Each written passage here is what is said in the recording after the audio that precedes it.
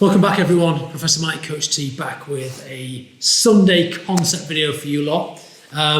If you've been following our series this week, you may have heard me talk about kind of staying on top, all right, and not losing the position. I wanted to spend a few minutes just talking about what I believe is something that's very important to me. It underpins a lot of what I believe in Jiu-Jitsu. But I think it's the essence of what we do in Jiu-Jitsu. We should be trying to move through the hierarchy of positions to the most dominant positions and then finishing the fight. And if we can do that and move through that series of positions, that hierarchy, without taking a step back, then in my opinion, that's the most pure, beautiful, efficient Jiu-Jitsu. And that's what we should be striving towards. It's not going to happen every time, but you should always be striving to be as efficient, both in your technique, but in your positional game as well, and getting from the start of the fight to the end of the fight quickly, efficiently, without taking a step back. If you can do that, you're on the road to mastery, all right, and that's what we all want.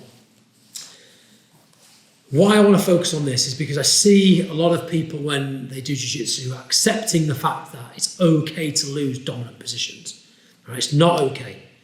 Right? There's a clear distinction between your opponent escaping a position or sweeping you into a bad position than you accepting or placing yourself in a less advantageous position.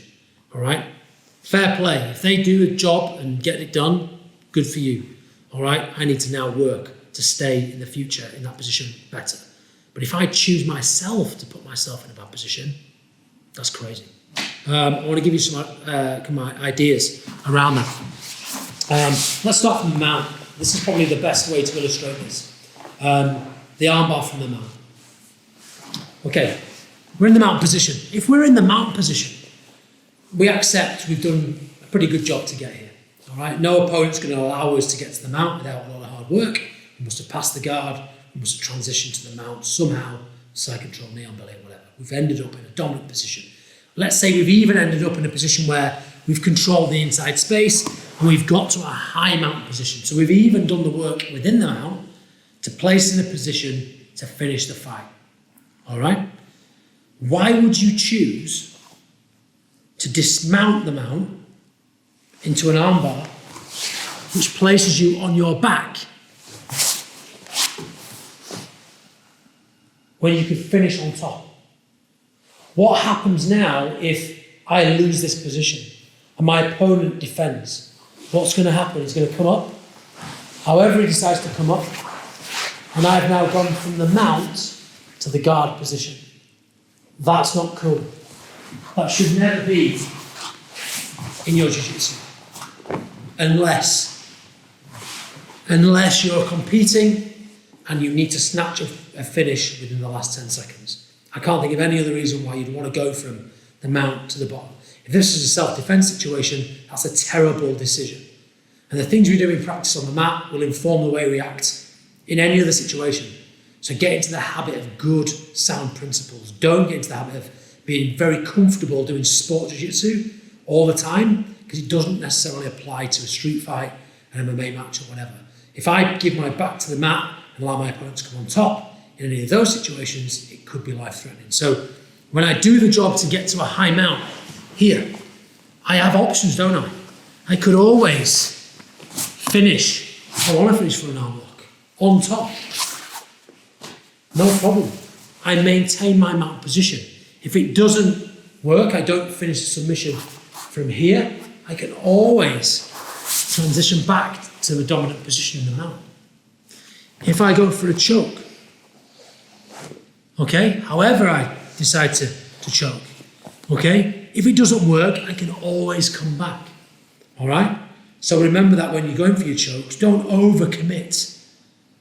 You may need to abandon this position, or if you do go and do commit, make sure you maintain an ability to base either with your hand or your head, so you're able to maintain that position.